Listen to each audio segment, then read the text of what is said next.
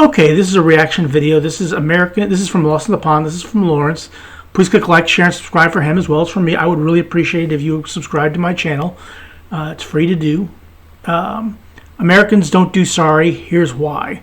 Let's see what Lawrence has to say about why Americans don't do sorry. And he fell right over on his arse. Hello, I'm Lawrence, and I'm on a quest to uncover all of the memos that Britain and America lost in the pond, and one of those memos pertains to apologies. Recently, I was at the hairdresser getting my hair cut and my beard trimmed, and in the process of that, I got an irritation on my neck where the razor had been.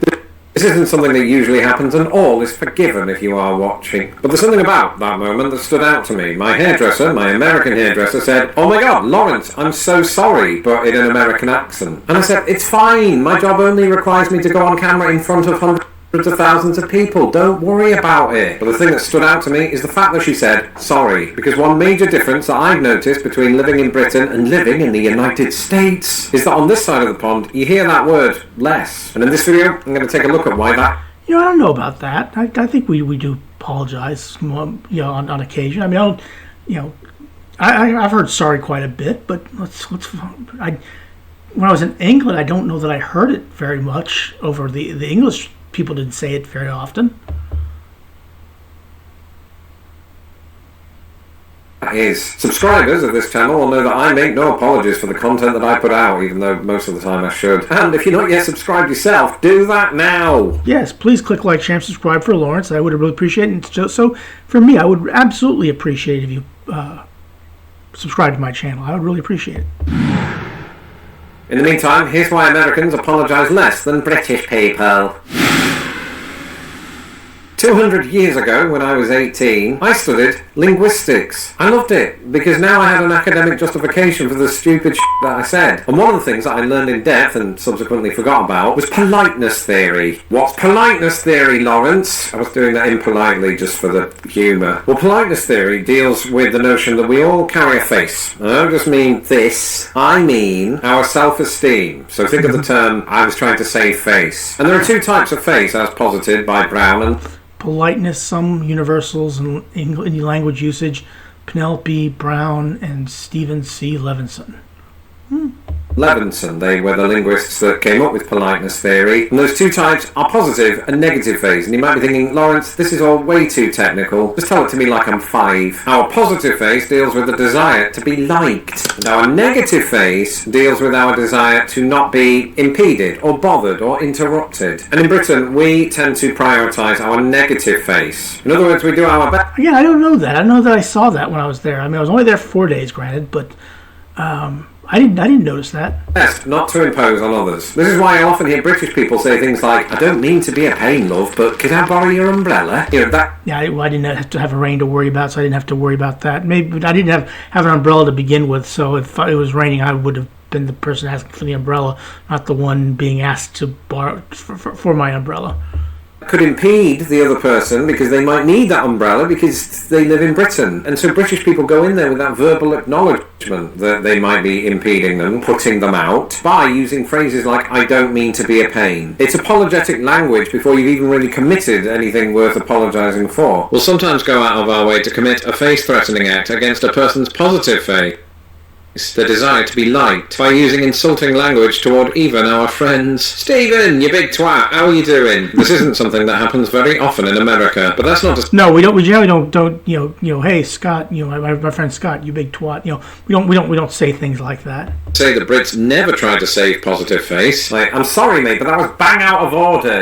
In other words, that's a not very delicate attempt to save the other person's face, because while you are telling them that their actions were wrong, you're starting it with that softening word, sorry. Now, obviously, in this circumstance, it can be perceived as a sarcastic sorry. Now, I really wasn't too far from where that guy's was, because that's Big Ben. My hotel was just down the street on the other side of the Thames from Big Ben. Or a redundant sorry. Americans, on the other hand, would not do that. I don't think I've ever heard an American start a sentence, "I'm sorry, but," unless they are genuinely apologetic. I think that's the big difference, is that we have all manner of contexts in which we can use the word sorry in Britain that don't necessarily connect with the notion of an apology, whereas in America, the word sorry, believe it or not, is usually reserved for apologies. What a novel idea. Yeah, I mean, we generally don't just start off with an apology, even if whether we mean it or not. Yeah, it doesn't mean that Americans won't insert other similar phrases that might offset that kind of attack to the positive face. You often hear Americans say, with all due respect, you're an Yeah, with all due respect, that's something I hear. asshole. At least that's the Americans I speak to. But the American priority is really toward positive face, the desire to be liked, whereas avoiding crossing that line into imposing on your negative face is not such a big deal here. I mean, I've said this before, you could be walking down the street and somebody says hi because they're trying to be nice. But in Britain, this is less common just due to that cultural belief that we don't infringe on people's privacy or privacy, even if... Yeah, you don't hear a lot of people say hi in Britain or like hi or something like that. It's just something you don't see very often. They are out in public. And this crossed my mind earlier when I was just scrolling through YouTube Shorts and an old Harry Enfield sketch came up. Harry Enfield is a comedian in Britain who had a comedy show, and in a sketch that was called something like Americans Visiting a British Restaurant. They walk in, these Americans, just waving at everyone in the restaurant saying, hey, good morning, how are you? An American wouldn't actually do that. No, I don't think we would. We generally don't just walk into restaurants and start speaking to people out of turn. It's just something we don't do. At least I don't think so. But it was just sort of playing up that stereotype that Americans will talk to anybody, sometimes without that regard to... In fact, when I was in England, I had a bunch of people walk up to me and just start talking to me, just randomly. It didn't happen in the United States very often, but it happened over in England. Maybe that's different.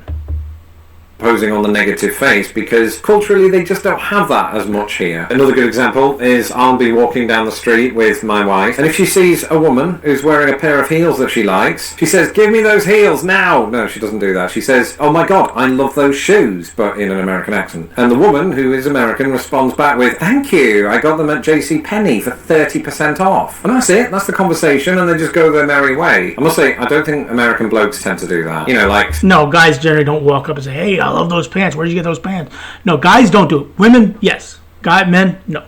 Excuse me, love your tool belt, mate. Where'd you get... Never mind. Oh, this will be interesting. Tom Cruise. A few years ago, I was just mindlessly scrolling the internet when I came across this story. Simon Pegg admires Tom Cruise's ability to maintain authority by never apologizing for his mistakes. From the point of view of British actor and comedian Simon Pegg. Now, my Anglophile audience might know him from Shaun of the Dead, Hot Fuzz. Yeah, the Mission Impossible movies, Star Trek, the trilogy of Star Trek, of the Kelvin timeline, Star Trek Into Darkness, and Star Trek Beyond. Or even space. But he also has a role in the Mission Impossible series, which stars somebody called Thomas Cruise. Tom and Simon are actually friends in real life. And Mr. Pegg, when talking about Mr. Cruise, said he maintains his authority by never apologising for his mistakes. He further goes on to say that if somebody corrects him, instead of saying sorry, Cruise will just say, yeah, and wink at me. Yeah, I mean, not that I know Tom Cruise, not that I did say it. Not if I saw him on the street, go, hey, Tom, hey, Scott. But yeah, I can understand that. I mean, he didn't even apologise to us all when he jumped up and down on that couch on Oprah. On Oprah's show, not on Oprah. And imagine to an actor like Simon Pegg, who grew up in that same British sensibility that I did, that might seem either narcissistic, or as he says, a tool by which to maintain authority. I see it though as a potential example of this notion that you often hear in America, that apologies can be seen as a sign of weakness or an admission. Again, it's just not something we generally do. Now, if we generally sorry, we generally apologize. Okay, we do that, but yeah, it's well, I don't know if it's really a weakness, but it's just something we don't do. It's just something that we just don't do. I mean, I really can't explain why. Mission of blame. This is particularly true in business and leadership. Tom Cruise, in effect, is a businessman, somebody who considers himself a leader. And I remember when I worked for a business here in Chicago before I became a full-time YouTube sensation, there was one time when I completely messed up and I was late on a deliverable and I felt bad about it. So I actually went to the person who was overseeing that part of the project and I apologized to them and they were stunned. Now, this was an American person. They just hadn't heard somebody utter the word sorry in the workplace.